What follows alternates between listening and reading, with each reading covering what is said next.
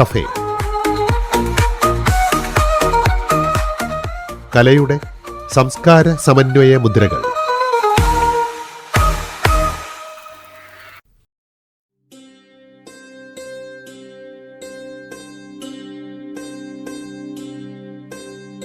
ഒരു കുടം പാറ് ഒല്ലിയടുത്താൽ ചൊല്ലാം.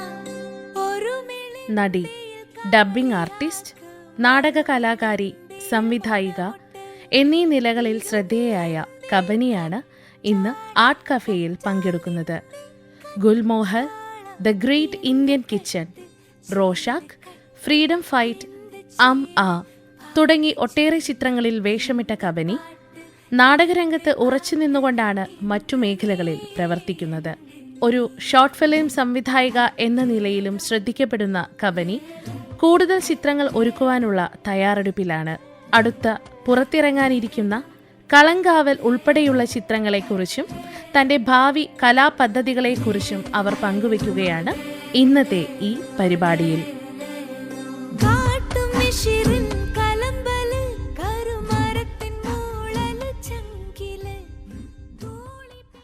നമസ്കാരം കബനി. കബനിയെ ഒരിക്കൽ കൂടി ആകാശവാണിയുടെ സ്റ്റുഡിയോയിൽ ഒരു സൗഹൃദ സംഭാഷണത്തിനും കലാജീവിതത്തെക്കുറിച്ച് സംസാരിക്കാനും ഒക്കെ കണ്ടുമുട്ടുന്നതിൽ ഒരുപാട് സന്തോഷമുണ്ട്. കബനിയുടെ പുതിയ ചിത്രങ്ങളുടെ റിലീസ് വരാൻ പോകുന്നുണ്ട് അല്ലേ? ഇപ്പോൾ മമ്മൂക്കയുടെ കലങ്കാവിൽ എന്ന് പറഞ്ഞ സിനിമ ഇപ്പോൾ റിലീസിന് വരുന്നു അടുത്ത മാസം. അതാണ് ഇപ്പോൾ ഉള്ളത്. തിയേറ്ററിൽ രതീന മാമിൻ്റെ പാതിരാത്രി, നവ്യാനാരൻ സംവിധാനം ചെയ്തിട്ടുള്ള പാതിരാത്രിയിൽ ഒരു വേഷം ചെയ്തു. ഇതൊക്കെയാണ് വലിയ സിനിമയുടെ ഭാഗമായ വിശേഷം പറയാൻ. ഈ കളങ്കാവിൽ എന്ന സിനിമ കുറച്ച് കൂടുതൽ മമ്മൂട്ടിയുടെ പുതിയ ചിത്രം, വിനായകനും മമ്മൂട്ടിയും പ്രധാന വേഷങ്ങളിൽ വരുന്ന ചിത്രം, അത് വളരെ പ്രതീക്ഷ ഉണർത്തുന്ന ഒരു ചിത്രമായിട്ടാണ് പൊതുവെ പറയപ്പെടുന്നത്. അതില് കബനിയുടെ ഒരു പങ്ക് എങ്ങനെയായിരുന്നു? ഞാൻ വിനായകന്റെ വൈഫായിട്ടാണ് അഭിനയിച്ചത്. ചെറിയ വേഷമാണ്. അതിൽ ഭൂരിഭാഗവും അഭിനയിക്കാനുള്ളത് മമ്മൂക്കനെയും വിനായകനെയും ബേസ് ചെയ്തിട്ടാണ് സിനിമ പോകുന്നത്. ബാക്കിയുള്ള ആർട്ടിസ്റ്റുകൾക്കൊക്കെ ചെറിയ ചെറിയ വേഷങ്ങളാണ് അതിലുള്ളത്. എങ്ങനെയായിരിക്കും എന്നറിയില്ല, പക്ഷെ ഭയങ്കര ക്യൂരിയോസിറ്റി ആണ്. അത് കാണാൻ ഭയങ്കര ആഗ്രഹമുണ്ട്. എന്തായാലും കബനി ഇപ്പോൾ ഒരു ഈ രത്തീനയുടെ സിനിമ, നമ്മള് പുഴുവെടുത്ത രത്തീന, അതില് എങ്ങനെയായിരുന്നു കബനിയുടെ പങ്ക്? ഞാനതിലൊരു പോലീസുകാരത്തിയായിട്ടാണ് വേഷം. ഞാനതൊരു ഇതായിട്ടാണ്, അവിടെ തന്നെയുള്ളൊരു പോലീസായിട്ടാണ് ആ ഇതിൽ തന്നെ ഉള്ളത്. ഒരു നാട്ടുംപുറത്തുള്ള ഒരു കുടുംബശ്രീക്കൊക്കെ പോകുന്ന ഒരു പോലീസായിട്ടാണ് നമ്മൾ അഭിനയിച്ചത്. വളരെ രസകരമായിട്ടുള്ള, പിന്നെ അതിലൊരു സ്ത്രീ സംവിധായകയുടെ കൂടെ വർക്ക് ചെയ്യുന്നതിൻ്റെ ഒരു രസമുണ്ടായിരുന്നു ആ സിനിമയിൽ. അതിൻ്റെ ഒരു ടോട്ടാലിറ്റിയിൽ ഒരുപാട് ആർട്ടിസ്റ്റുകൾ നിരനിന്ന ഒരു സിനിമയായിരുന്നല്ലോ. അപ്പോൾ അത് നല്ലൊരു എക്സ്പീരിയൻസ് ആയിരുന്നു. ഇപ്പൊ കബനി ഒരു അഭിനേത്രി എന്നതോടൊപ്പം ഒരു സംവിധായിക കൂടിയാണ്. അപ്പോൾ തീർച്ചയായും ഈ രത്തീനയുടെ ചിത്രത്തിലെ ആ ഒരു വേഷവും അതിൻ്റെ സഹകരണവും താങ്കളിലെ ഒരു സൃഷ്ടാവിനെ കൂടുതൽ പ്രചോദിപ്പിക്കുകയോ അല്ലെങ്കിൽ താങ്കൾക്ക് കൂടുതൽ ഉൾക്കാഴ്ച നൽകുകയൊക്കെ ചെയ്തിട്ടുണ്ടാവും. തീർച്ചയായും. അതിനുശേഷമാണ് ഞാനിപ്പോൾ ഒരു ഷോർട്ട് ഫിലിം സംവിധാനം ചെയ്യുകയൊക്കെ ചെയ്തത്. അപ്പോൾ എങ്ങനെ ഒരു സിനിമ ഉണ്ടാക്കണം, അത് എങ്ങനെയാണ് നമ്മൾ അതിൽ ശ്രദ്ധിക്കേണ്ട കാര്യങ്ങൾ എങ്ങനെയാണ്, നമ്മളുടെ ഉൾക്കാഴ്ച എങ്ങനെയാണ് ഉണരുന്നത്, അങ്ങനെയുള്ള പല കാര്യങ്ങളും നമ്മൾ ആ സിനിമയുടെ സെറ്റിലൊക്കെ നിൽക്കുമ്പോൾ നമുക്ക് തന്നെ ഒരു എനർജി അവരിൽ നിന്ന് പാസ് ചെയ്ത് കിട്ടും പല രീതിയിലും. അത് സ്ത്രീകൾ ചെയ്യുമ്പോൾ മാത്രമല്ല, നമുക്ക് പുരുഷ സുഹൃത്തുക്കളുടെ ഇടയിൽ നിന്നൊക്കെ നമുക്കത് കിട്ടാം. അറിയാതെ നമ്മളിൽ ഇങ്ങനെ വന്നു ചേരുമല്ലോ. അത് ഒരു സമയമാകുമ്പോൾ അത് പുറത്ത് വരും. സ്ക്രിപ്റ്റ് ഞാനിങ്ങനെ എഴുതുന്നുണ്ടായിരുന്നു, കുറേ കൂട്ടി വെച്ചിരുന്നു. പെട്ടെന്നാണ് എനിക്ക് അങ്ങനെ ഒരു ഓപ്പർച്യൂണിറ്റി കിട്ടുന്നത് ഒരു സിനിമ ചെയ്യാനുള്ള. കഴിഞ്ഞ ഒരു മാസം ആവുന്നേ ഉള്ളൂ. അതെ. അതിപ്പോൾ ഒരു സ്ക്രീനിങ് കഴിഞ്ഞു കോഴിക്കോട് കൈരളി തിയേറ്ററിൽ വെച്ചിട്ടായിരുന്നു. ചിലരിങ്ങനെയാണ് എന്നാണ് ആ മൂവിയുടെ പേര്. 28 മിനിറ്റ്സിലൊരു ഷോർട്ട് ഫിലിം. അതിങ്ങനെ ഒരു അവിചാരിതമായിട്ട് സംഭവിച്ചതാണ്. ഇപ്പോൾ കബനിയുടെ ഒരു സംവിധായക എന്ന നിലയിലുള്ള ആദ്യ സംരംഭമല്ലേ അത്? അതെ. അതൊരു വാക്കിന് പുറത്ത് ഇറങ്ങി പുറപ്പെട്ടതാ. എൻ്റെ ഒരു കൂട്ടുകാരുണ്ടായിരുന്നു ലിതേഷ് അത്തോളിയിൽ. ഞങ്ങൾ ഒരുമിച്ച് നാടകം ചെയ്തായിരുന്നു, കുഞ്ഞിരാമൻ നാടകം. ഒരുപാട് ആളുകളുണ്ടായിരുന്നു. ഇവനാണ് കൂടുതൽ എപ്പോഴും പറയുക നമുക്ക് സിനിമയിൽ അഭിനയിക്കണ്ടേ, അത് ചെയ്യണ്ടേ, ഇത് ചെയ്യണ്ടേന്ന്. അപ്പോൾ ആക്സിഡൻ്റലി ഗൾഫിൽ നാടകം ചെയ്യാനായിട്ട് ഞാനും ഹസ്ബൻഡും കൂടെ പോയ സമയത്താണ് അവനെ അവിടുന്ന് കാണുന്നത്. അവിടെ അവൻ ക്യാമ്പിൽ വരിക. അപ്പോൾ അവൻ എന്നോട് പറഞ്ഞു, നാട്ടിൽ വന്നാൽ നീ എന്നെ വെച്ച് എന്തെങ്കിലും ഒന്ന് ചെയ്യണേന്ന്.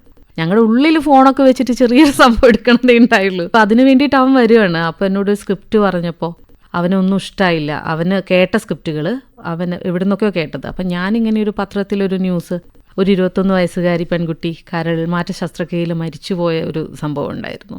അപ്പം ഫോണിലൂടെ വർത്തമാനം പറയുമ്പോഴാണ് ഞാൻ കഥകൾ രൂപപ്പെടുത്തുന്നത്. ആരുടെ ഫോണല്ല, നമ്മളിങ്ങനെ വർത്തമാനം പറയുമ്പോഴും. അങ്ങനെ ഒരു കഥ പെട്ടെന്ന് അങ്ങ് ഉണ്ടാക്കിയപ്പോൾ അവന് ഇഷ്ടമായി. അപ്പോൾ തന്നെ ഞാനത് തിരക്കഥയാക്കി. അങ്ങനെ അത് പിന്നെ ജയേന്ദ്ര ശർമ്മേനോടൊക്കെ പറഞ്ഞു, ചന്തു ക്യാമറ ചെയ്യാമെന്ന് പറഞ്ഞു. അങ്ങനെ ഒരു ഗ്രൂപ്പായി. അപ്പോൾ തന്നെ 2 ദിവസം കൊണ്ട് ഞങ്ങൾ ഷൂട്ടിൻ്റെ ഡേറ്റ് തീരുമാനിക്കുന്നു. അപ്പോൾ ആക്സിഡൻ്റലി ഒരു പ്രൊഡ്യൂസർ വരുന്നു. അങ്ങനെയാണ് അത് സംഭവിക്കുന്നത്. അതിൻ്റെ പ്രൊഡ്യൂസറുടെ പേര് ജ്യോതിരാജ് മങ്കേടത്ത്. സാറും ഇങ്ങനെ ഒരു ക്യാമ്പിൽ വെച്ച് ഞാൻ പഠിപ്പിച്ചൊരു കുട്ടിയുടെ ഫാദറാണ്. അപ്പോൾ അങ്ങേര് ഞാൻ കഥ പറഞ്ഞു കൊടുക്കുന്നതിൻ്റെ രസം കണ്ടപ്പോൾ എനിക്കൊരു സ്ക്രിപ്റ്റ് തരുമെന്ന് ചോദിച്ചതാണ്. അങ്ങനെ ഞാനിത് കഥ പറഞ്ഞു കൊടുത്തപ്പോൾ ഇത് ഞാൻ പ്രൊഡ്യൂസ് ചെയ്യാമെന്ന് പറഞ്ഞിട്ട് അപ്പോൾ തന്നെ സാറും ജോയിൻ ചെയ്യുന്നു, സിനിമ ഉണ്ടാവുന്നു. കമ്പനി ഇവിടെ സിൽവർ ഹിൽസ് പബ്ലിക് സ്കൂളിലും അതുപോലെ ഹയർ സെക്കൻഡറി സ്കൂളിലൊക്കെ നാടകരംഗത്ത് കുട്ടികളെ ഗ്രൂം ചെയ്യുകയും ഇപ്പോൾ ഒരു അധ്യാപിക എന്ന നിലയിൽ കൂടി പ്രവർത്തിക്കുന്നുണ്ടല്ലോ. അപ്പോൾ അവിടെ നിന്നുള്ള ഈ ഒരു ടാലൻ്റൊക്കെ ഈ ചിത്രത്തിലേക്ക് ഉപയോഗിക്കാൻ പറ്റിയിട്ടുണ്ടോ? ഞാനിപ്പോൾ ചെയ്ത ചിലരിങ്ങനെയാണെന്ന് പറഞ്ഞ ഷോർട്ട് ഫിലിമിൽ അഭിനയിച്ചിരിക്കുന്നത് അവിടെ തന്നെ 2ാം ക്ലാസ് പഠിക്കുന്ന പാർവതി എന്ന് പറഞ്ഞൊരു മോളാണ്. കഴിഞ്ഞ വർഷം അവൾ എൻ്റെ തിയേറ്റർ സ്റ്റുഡൻ്റ് ആയിരുന്നു. വളരെ ആക്റ്റീവായിട്ടുള്ളൊരു കുട്ടിയാണ്. അപ്പോൾ ഇങ്ങനെയൊരു സ്ക്രിപ്റ്റ് എഴുതിയപ്പോൾ ഒരു കുഞ്ഞാണ് ഇതിൻ്റെ മെയിൻ റോള് ചെയ്യുന്നത്. അപ്പോൾ ഞാൻ അവളെ വിളിക്കുകയും, അവൾ എൻ്റെ ശിഷ്യയായതുകൊണ്ട് തന്നെ ഞാൻ പറയും പോലെ എന്നെ ഒരു അമ്മേനെ പോലെയാണ്. അപ്പോൾ പറഞ്ഞു കൊടുത്താൽ അതുപോലെ പെട്ടെന്ന് ചെയ്തെടുക്കുന്ന ഒരു അപ്പം കണ്ടു നിന്നവരിലൊക്കെ ഒരു അത്ഭുതം ജനിപ്പിച്ചതാണ് ഈ ഒരു കുഞ്ഞുങ്ങൾ. അപ്പോൾ അതുകൊണ്ട് എൻ്റെ ഒരു ടീച്ചിങ് സംഭവങ്ങളെല്ലാം നമുക്ക് ഇതിലോട്ടും കൊണ്ടുവരാൻ കഴിഞ്ഞിട്ടുണ്ടെന്ന് പറയുന്നത് വലിയൊരു കാര്യമാണ്. താങ്കളുടെ നാട്ടിലെ കമ്പനിയുടെ നാട്ടിൽ തന്നെ അത്തോളിയിൽ അതൊരു സ്ക്രീനിങ് നടന്നു. അതെനിക്ക് വലിയൊരു അനുഭവമായിരുന്നു. ഞാൻ പഠിച്ച സ്കൂളിൽ ഞാൻ പഠിച്ച ക്ലാസ്സിലിരുന്നിട്ട് അതൊക്കെ ഭയങ്കര സന്തോഷം തരുന്ന കാര്യമാണ്. നമ്മുടെ അധ്യാപകരൊക്കെ നമ്മളെ ചേർത്ത് പിടിക്കുക. അപ്പോൾ അവർ നമ്മളെക്കുറിച്ചുള്ള കാഴ്ചപ്പാടുകൾ അവർ പറയല്ലേ. അപ്പോൾ എന്തായാലും അതൊരു ജീവിതം ചില മധുരങ്ങൾ നമുക്കായി ഇടങ്ങളിൽ ഒരുക്കി വെച്ചിട്ടുണ്ട്. അത് അവിചാരിതമായി നമ്മുടെ കയ്യിൽ എത്തിച്ചേരുന്ന ചില നിമിഷങ്ങൾ, അത് ഒരു അനർഘ നിമിഷങ്ങളാണ്. അങ്ങനെ ഒരു നിമിഷമായിട്ടാണ് ഇപ്പോൾ ഈ ഒരു സിനിമയുടെ സ്ക്രീനിങ് സ്കൂളിൽ നടന്നതൊക്കെ നമുക്ക് ഓർക്കുന്നത്. ഭയങ്കരം. എന്തായാലും അതൊരു ഈ ഗ്രാറ്റിറ്റ്യൂഡ് അല്ലേ, നമ്മുടെ ഒരു ഗ്രാറ്റിറ്റ്യൂഡ് എന്ന് പറയുമല്ലോ, അത് നമ്മളിൽ നിറഞ്ഞു നിൽക്കുന്ന ഒരു വേളയായി അത് മാറി. സ്വാഭാവികമായിട്ടും അങ്ങനെ ഒരു സിനിമ ഇപ്പം ഇങ്ങനെ ഈ ഒരു ഷോർട്ട് ഫിലിം വന്നപ്പോൾ ഉറപ്പായിട്ടും കൂടുതൽ വലിയ ക്യാൻവാസുകളിൽ കൂടുതൽ വലിയ ചിത്രങ്ങൾ, കൂടുതൽ വലിയ സ്വപ്നങ്ങൾ കമ്പനിയുടെ മനസ്സിൽ മുമ്പേ ഉണ്ടാവും. പക്ഷെ ഇപ്പൊ അത് കുറച്ചും കൂടി ഒരു മൂർത്ത രൂപം ആർജിച്ചിട്ടില്ല. അതെ, എൻ്റെ നാട്ടുകാരുടെ ആ സ്നേഹം, പിന്നെ കോഴിക്കോട് കാണിച്ചപ്പോൾ എൻ്റെ നാടകക്കാരുടെയും സിനിമാ പ്രവർത്തകരൊക്കെ സ്നേഹം, എല്ലാവരും പറയണു കമ്പനിക്ക് ചെയ്യാൻ പറ്റും എന്ന് പറയുന്ന അവരുടെ ഒരു കോൺഫിഡൻസ്. അതുകൊണ്ട് തന്നെ എനിക്ക് ഒരു സിനിമ ചെയ്യണം എന്നുള്ള ആഗ്രഹമുണ്ട്. ഞാനിപ്പോൾ ഒരു വർക്കിലാണ്, ഒരു സിനിമയുടെ തിരക്കഥയുടെ വർക്കിലാണ്, എഴുത്തിലാണ്.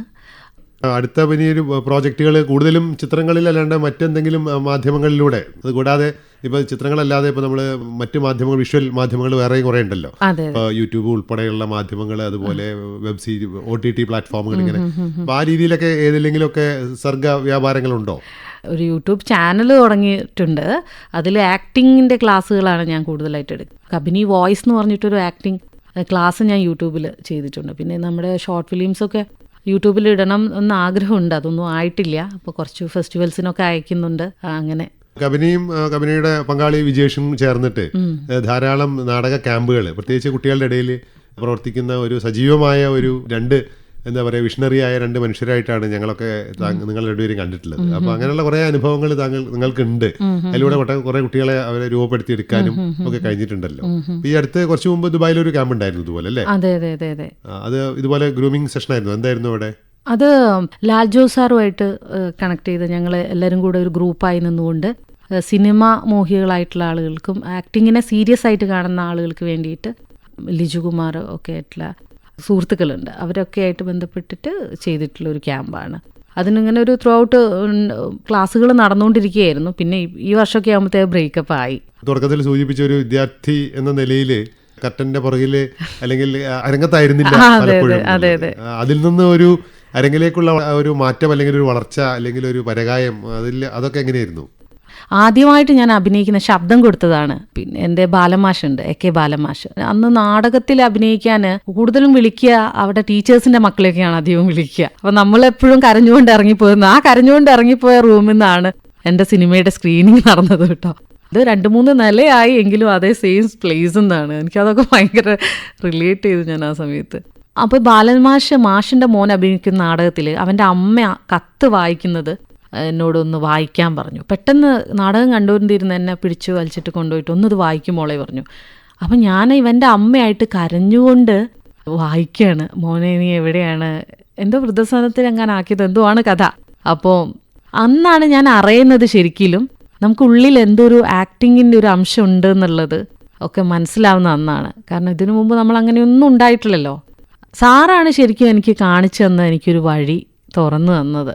അങ്ങനെയാണ് ഞാൻ മനസ്സിലാക്കുന്നത്. ശ്രദ്ധിക്കപ്പെടുന്ന ഒരു വർക്കായിട്ട് കബനിക്ക് തോന്നിയത് ഏത് അവതരണമാണെന്ന് ഇപ്പോൾ ഓർക്കാൻ തോന്നുന്നുണ്ടോ? നാടകം അല്ലാതെ മറ്റ് രംഗാവതരണങ്ങളെ കുറിച്ച് ആലോചിക്കുമ്പോൾ അതെ, സ്ട്രീറ്റ് പ്ലേ ഞാൻ മനോജ് ഖാനയുടെ നാടകത്തിലാണ് ആദ്യമായിട്ട് വന്നത്. മറ്റ് പിന്നെ ഫാക്ടറി എന്ന് പറയുന്ന ശാന്തേട്ടൻ്റെ നാടകമാണ് എനിക്ക് ഒരു അഡ്രസ്സ് തന്നത്. ഞാനൊരു ആർട്ടിസ്റ്റ് ആണെന്നുള്ളത് എനിക്ക് തന്നെ ഒരു കോൺഫിഡൻസ് തന്നത്. അതിൽ സ്ത്രീ ഒരു പിന്നെ ഒരു ഫാക്ടറിയാണ് എന്ന് പറയണേ, അത് വലിയൊരു ഇതാണല്ലോ. ഒഴിവ് ദിനങ്ങളില്ലാത്ത, ശമ്പളമില്ലാത്ത ഒരു ഫാക്ടറി എന്ന് പറയുന്ന ശാന്തേട്ടൻ എഴുതിയ സ്ക്രിപ്റ്റിലുള്ളൊരു നാടകം. ശാന്തേട്ടനാണ് ഡയറക്റ്റ് ചെയ്തത്. ആ നാടകമാണ് എനിക്ക് വലിയൊരു മാറ്റം ഉണ്ടാക്കി തന്നൊരു നാടകം. പിന്നെ ആയുസിൻ്റെ പുസ്തകം നാടകം ഒക്കെ ഭയങ്കര രീതിയിൽ ലൈഫ് ഫെസ്റ്റിവൽ അണ്ടത്ത് മിനിയേച്ചീൻ്റെ IG മിനി, റോഷേട്ടൻ്റെ ഒക്കെ ഒത്തിരി കേരളത്തിനകത്തും പുറത്തും ഒക്കെ പോയി നാടകം കളിക്കാനുള്ള അവസരം ഉണ്ടായിട്ടുണ്ട്. നാടകം വഴിയാണ് ഞാൻ ലോകം കണ്ടത്. അപ്പോൾ തീർച്ചയായും നമ്മുടെ പക്ഷേ ഇവിടെ ഇതൊക്കെ അങ്ങനെയൊക്കെ ആയിരിക്കുകയും കബനി സൂചിപ്പിച്ചതുമാതിരി നമ്മൾ ഉള്ളിൽ എവിടെയോ ഒരു കലയുടെ ഒരു സ്ഫുരണം ഉണ്ട്. അതിങ്ങനെ കൂടുതൽ വേദികളിൽ വരങ്ങളിൽ എത്തുമ്പോൾ കൂടുതൽ ഒരു തെളിഞ്ഞു കത്തുന്ന ഒരു പ്രകാശമായി അതിങ്ങനെ മറ്റുള്ളവരിലേക്ക് കൂടി പകരുന്ന രീതിയിലേക്കൊക്കെയാണ് ഒരു കലാകാരൻ വളരുന്നത്. അപ്പോൾ ആ ഒരു വഴി പിന്നീട് ഒരു സിനിമയിലേക്കോ അല്ലെങ്കിൽ ഒരു വിഷ്വൽ മാർഗത്തിലേക്കൊക്കെ വന്നുവിടുന്നത് എങ്ങനെയാണ്? 10ാം ക്ലാസ്സിൽ അന്ന് നാടകത്തിന് വായിച്ച കത്താണ് ഡബ്ബിങ് ചെയ്യാന്ന് പറയുന്ന ഒരു സാധനം എനിക്ക് വന്നത്. അങ്ങനെ ഞാൻ എഡിറ്റ്ലാൻഡ് സ്റ്റുഡിയോ, ബോബിയേട്ടൻ്റെ എഡിറ്റ്ലാൻഡ് സ്റ്റുഡിയോയിലൊക്കെ പോയിട്ട് ഡബ്ബ് ചെയ്യാറുണ്ടായിരുന്നു. 10ാം ക്ലാസ് പഠിക്കുമ്പോഴേ തുടങ്ങിയ പണിയാണ്. അങ്ങനെ പോക്കറ്റ് മണി ഉണ്ടാക്കലും ഒക്കെ. അത് സ്റ്റുഡിയോൻ്റെ ഉള്ളിൽ നിന്ന് ഞാനിങ്ങനെ എക്സ്പ്രഷൻ ഇങ്ങനെ അപ്പോൾ എനിക്ക് തോന്നി അയ്യോ ഇതിലും പുറത്ത് കിടക്കണമല്ലോ എന്നുള്ള രീതിയിലാകുമ്പോഴാണ് ഗുൽമോഹറിലേക്ക് എന്നെ വിളിക്കുന്നത്. അപ്പം അങ്ങനെയാണ് അതിലേക്ക് ജയരാജ് സാറ് വിളിക്കുന്നത് സീനത്തേച്ചിൻ്റെ മകളായിട്ട്. അങ്ങനെയാണ് ഒരു വഴി വന്നത്. അങ്ങനെ പതുക്കെ. പക്ഷെ ഞാൻ സിനിമയിൽ അങ്ങനെ സ്റ്റിക്ക് ഓൺ ചെയ്തില്ല. ഞാൻ എൻ്റെ മേഖല നാടകമാണ്. ഞാൻ കുറച്ചും കൂടെ സൊസൈറ്റിയിലേക്ക് ഇറങ്ങണം, കുട്ടികളിലേക്ക് ഇറങ്ങണം, ആ രീതിയിലോട്ടായിരുന്നു പോയത്. നാടക പ്രവർത്തനത്തിലായിരുന്നു. സിനിമയും നമ്മുടെ സ്വപ്നമാണല്ലോ. സാധാരണക്കാരിൽ സാധാരണക്കാരി ആയതുകൊണ്ട് സിനിമ നമ്മുടെ അടുത്തുനിന്ന് അപ്പുറമല്ലല്ലോ. അപ്പം നമുക്കും ചെയ്യാൻ കഴിയും എന്നുള്ള രീതിയിലോട്ടാണ്, സംവിധാനം എന്നുള്ള രീതിയിലോട്ട് വരുന്നത്. പിന്നെ അന്ന് കൂടെ കൂട്ടിയത് വിജയശേട്ടനെ ആയതുകൊണ്ട്, ആള് ഭയങ്കര പുലിയായതുകൊണ്ട് ഞാനിങ്ങനെ അസിസ്റ്റ് ചെയ്ത് നിന്ന്. എന്തായാലും അതൊരു പറഞ്ഞ മാതിരി അവനവനെ കണ്ടെത്തുന്നത് നമ്മൾ പലപ്പോഴും അരങ്ങിലും അല്ലെങ്കിൽ ഇതുപോലുള്ള ആകസ്മികമായിട്ട് കൂടിയായിരിക്കും. നമ്മളിൽ പലതും. അപ്പൊ ഒരു നടി എന്ന നിലയിൽ, ഒരു അഭിനേത്രി എന്ന നിലയിൽ സ്വാഭാവികമായിട്ടും കബനിയെ ഒരുപാട് മാറ്റിയ തരം മുഹൂർത്തങ്ങളോ അനുഭവങ്ങളോ അങ്ങനെ എന്തെങ്കിലും കബനിക്ക് ഓർക്കാൻ പറ്റുന്നുണ്ടോ? അല്ലെങ്കിൽ ഒരു കഥാപാത്രം ഇപ്പോൾ നമ്മളിപ്പോൾ നേരത്തെ പറഞ്ഞ ഗുൽമോഹറിലെ ആദ്യ വേഷം നമ്മുടെ ജീവിതമായിട്ട് ഒരു തരത്തിൽ ബന്ധപ്പെട്ട ഒരു വേഷം തന്നെയായിരുന്നു. നമ്മുടെ അച്ഛനെ ഓർമ്മിപ്പിക്കുന്ന ഒരു അനുഭവം കൂടിയായിരുന്നു. ആ രീതിയിൽ ചില കഥാപാത്രങ്ങളെ കബനിയെ പിന്തുടരുന്നുണ്ടോ? അല്ലെങ്കിൽ അങ്ങനെ എനിക്ക് കുഞ്ഞില മാസിലാമണി ഡയറക്റ്റ് ചെയ്തിട്ടുള്ള അസംഘടിതർ എന്ന് പറഞ്ഞ സിനിമ ഫ്രീഡം ഫൈറ്റ് മൂവിയിൽ ഒരു ആന്തോളജി മൂവിയായിരുന്നു. ജിയോ ബേബി ചെയ്ത. അതിൽ വിജയിച്ച് ഇവിടെ പെൺകൂട്ട് എന്ന് പറഞ്ഞ ഓർഗനൈസേഷൻ്റെ ഭാഗമായിട്ടാണ് അസംഘടിതർ എന്ന സിനിമ വന്നത്. അതിൽ കുഞ്ഞില, അതിൽ എൻ്റെ സുഹൃത്താണ് കുഞ്ഞില. അപ്പോൾ അവൾ കബനി എന്ന് പറഞ്ഞൊരു കഥാപാത്രം അതിലുണ്ട്. അത് ഞാൻ തന്നെയായിരുന്നു. ഞാൻ ചെയ്ത സമരങ്ങളും ഞാൻ വിജയിച്ചിൻ്റെ ഒക്കെ കൂടെ ചെയ്ത എല്ലാ കാര്യങ്ങളുമാണ്, നമ്മുടെ മീറ്റിങ്ങുകൾ കാര്യങ്ങളൊക്കെയാണ് ആ സിനിമയിൽ വരുന്നത്. അപ്പോൾ അതിൽ അഭിനയിക്കാൻ എന്നെ തന്നെയാണ് വിളിച്ചത്. ഞാൻ അതിൽ തന്നെ വേറൊരു സിനിമ റേഷൻ ക്ലിപ്തം ഹിതം എന്ന് പറയുന്ന ഒരു സിനിമ ചെയ്തിട്ടുണ്ട്. അപ്പോൾ ഞാൻ ജിയോചേട്ടൻ പറഞ്ഞു, ജിയോചേട്ടാ രണ്ടും രണ്ടായിട്ട് അടിക്കുക, കുഴപ്പമില്ലടി നീ ചെയ്തോ പറഞ്ഞു. അപ്പോൾ ഞാൻ തന്നെയായിട്ട് ഞാൻ അഭിനയിക്കാന്ന് പറയുന്നത് എനിക്ക് ലൈഫിൽ ആരും അങ്ങനെ എക്സ്പീരിയൻസിലൂടെ പോയിട്ടുണ്ടാവില്ല. അങ്ങനെയൊക്കെ അതെനിക്ക് ഭയങ്കര ഒരു എക്സ്പീരിയൻസ് ആയിരുന്നു. കാരണം അതൊരു തരത്തിൽ നമ്മൾ ഒരു മാനവികതയ്ക്ക് വേണ്ടി അല്ലെങ്കിൽ മനുഷ്യന് മറ്റൊരു അവരന് വേണ്ടി അല്ലെങ്കിൽ നമുക്ക് ഒരു സമൂഹത്തിന് വേണ്ടി നമ്മൾ സമർപ്പിച്ച നമ്മുടെ ഒരു ജീവിതത്തെ നമ്മൾ തന്നെ ദൃശ്യവൽക്കരിക്കുന്നതിന്റെ ഒരു ഭയങ്കര ഒരു ചരിത്രത്തിന്റെ ഭാഗം ആവുകയാണല്ലോ നമ്മള്. അത് കുറിക്കപ്പെടുന്നത് നമ്മളിലൂടെ തന്നെ എന്ന് പറയുമ്പോൾ ഉണ്ടാവുന്ന ഒരു സംഭവമുണ്ട്. അപ്പോൾ ഈ കലയുടെ വഴികളിൽ ഇങ്ങനെ ഒരുപാട് ആകസ്മികതകൾ കലാകാരനെ കാത്തിരിക്കുന്നുണ്ട്. ഏത് വഴിയിൽ നിന്നാണ് ഒരു വിസ്മയം നമ്മുടെ മുന്നിൽ നമ്മുടെ ജീവിതത്തെ സ്പർശിക്കുക അല്ലെങ്കിൽ മറ്റൊന്നാക്കി മാറ്റുക നമുക്ക് പറയാൻ കഴിയില്ല. അതിനുള്ള കാത്തിരിപ്പാണ്. ഇതിനു മുമ്പ് അതുപോലെ കബനിയുടെ ഒരു ശ്രദ്ധിക്കപ്പെട്ട ഒരു വേഷം എന്നുള്ളതിൽ നമ്മൾ സ്പർശിച്ചു പോകേണ്ടത് ഉണ്ട് എന്ന് എനിക്ക് തോന്നുന്നൊരു കാര്യം നമ്മുടെ ഗ്രേറ്റ് ഇന്ത്യൻ കിച്ചൺ. സിനിമ എന്ന് പറയുന്നത് കബനി ഉദ്ദേശിക്കുന്ന മാതിരി ഒരുപാട് മനുഷ്യരിലേക്ക് എത്തുന്ന ഒരു മാധ്യമമാണ്. അപ്പോൾ ഒരു ഗ്രേറ്റ് ഇന്ത്യൻ കിച്ചൺ കബനി ജീവിക്കുന്ന ആദർശങ്ങൾക്കും ഒക്കെ ഒരു തരത്തിൽ കൂടുതൽ സഹായകമായോ? എങ്ങനെയാണ് അനുഭവം? ഗ്രേറ്റ് ഇന്ത്യൻ കിച്ചൺ മൂവി നമ്മുടെ കോവിഡ് കാലത്തായിരുന്നല്ലോ. ആ സമയത്താണ് ഞാൻ PG ചെയ്യുന്നത് കാലടിയിൽ. കബനി എന്ന് പറഞ്ഞ ഒരു ആർട്ടിസ്റ്റ് ഇങ്ങനെ കോഴിക്കോട് ഉണ്ട്. അതുവരെ നാടകത്തിൽ മാത്രമാണ് എന്നെ അറിയുന്നത്. കുറച്ച് സിനിമാക്കാർക്ക് നമ്മളെ പേഴ്സണലി അറിയുന്നവർക്ക് മാത്രമാണ് കബനി എന്ന് പറയുന്ന ഒരു ആർട്ടിസ്റ്റിനെ അറിയുന്നത്. ഉഷ എന്ന് പറയുന്ന കഥാപാത്രം അവൾ പറഞ്ഞ രാഷ്ട്രീയവും ഒക്കെയാണ് പിന്നെ അതിന് എനിക്കൊരു വഴി തുറന്നു വെച്ചത്. മലയാള സിനിമയിൽ എനിക്കൊരു അങ്ങനെ ഒരു ആർട്ടിസ്റ്റ് അവിടെ ഉണ്ടെന്ന് കാണിച്ചത് ഉഷ എന്ന് പറഞ്ഞ ക്യാരക്ടർ. അത് തന്നത് ജിയോ ബേബിയാണ്. അത് എപ്പോഴും ഈ രംഗത്ത് പ്രവർത്തിക്കുന്നവരെ പ്രചോദിപ്പിക്കുന്ന ഒരു ആപ്തവാക്യമാണ്. അതെ അതെ അതെ അതെ അതെ അതെ തീർച്ചയായും. അവനവനെ ലോകത്തിൽ പ്രാധാന്യമുള്ള ഒരു വ്യക്തിയായി കാണുന്ന ഒരു പരിസരമാണ് നമ്മുടേതിപ്പോൾ. ഞാനും അപരനും തുല്യതയുള്ളവനും ഒരേ അവകാശങ്ങളുള്ളവനുമാണ്. അതിൽ ലിംഗമോ അല്ലെങ്കിൽ മറ്റ് ദേശമോ കാലമോ കുലമോ ഒന്നും ഒരു നിർണായക ഘടകമല്ല എന്ന് തിരിച്ചറിയുന്ന ഒരു ലോകത്താണ് നമ്മളൊക്കെ ജീവിക്കുന്നത്. അതെ അതെ അതെ അതെ. അപ്പോൾ ആ ലോകത്താണ് കബനിയെ പോലെ ഒരാൾ തൻ്റെ ജീവിതം കൊണ്ട് അവനവനെ നമ്മൾ കണ്ടെത്തിയ സന്തോഷം പങ്കിടുന്നത്. അതെ, ഒരു വലിയ മാറ്റത്തിന് നാന്ദിയാവുന്നത് പലപ്പോഴും ബോധ്യമുള്ള മനസ്സുകൾ തന്നെയാണ്. അവരുടെ അർപ്പണവും അവരുടെ ആ കാലത്തിൽ അവരെ കാണുന്ന ഉദയം തന്നെയാണ് അവരെ അതിനുവേണ്ടി നിൽക്കാൻ പ്രേരിപ്പിക്കുന്നത്. അപ്പോൾ അങ്ങനെ ഒരു പ്രേരണയാണ് കബനിയെയും കലാരംഗത്ത് പിടിച്ചു നിർത്തുന്നത് തന്നെയാണ് നമുക്ക് ഈ സംഭാഷണത്തിലൂടെ മനസ്സിലാവുന്നത്. എന്തായാലും കബനിയോടൊപ്പം കുറച്ച് നേരം ചെലവഴിക്കാൻ കഴിഞ്ഞാൽ ഒരുപാട് സന്തോഷം. ഇനി അടുത്ത ഇതുപോലെ സംവിധാന രംഗത്തേക്കും മറ്റ് ആശയ പ്രകാശന രംഗത്തേക്കൊക്കെ കടന്നു വരുമ്പോൾ നമുക്ക് മറ്റൊരിക്കൽ കൂടുതൽ വിശേഷങ്ങൾ പങ്കുവയ്ക്കാം. കടന്നു വന്നതിൽ ഒരുപാട് സന്തോഷം. നന്ദി. Thank you. നടി, ഡബ്ബിംഗ് ആർട്ടിസ്റ്റ്, നാടക കലാകാരി, സംവിധായിക എന്നീ നിലകളിൽ ശ്രദ്ധേയായ കബനി തന്റെ സർഗജീവിതത്തെക്കുറിച്ച് പങ്കുവച്ചതാണ് നിങ്ങൾ ഇതുവരെ ആർട്ട് കഫേയിൽ കേട്ടത്. നിന്റെ പാട്ട് എന്ത് നീ എന്റെ നീ.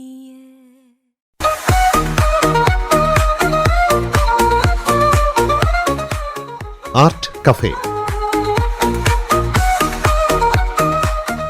കലയുടെ സംസ്കാര സമന്വയ മുദ്രകൾ.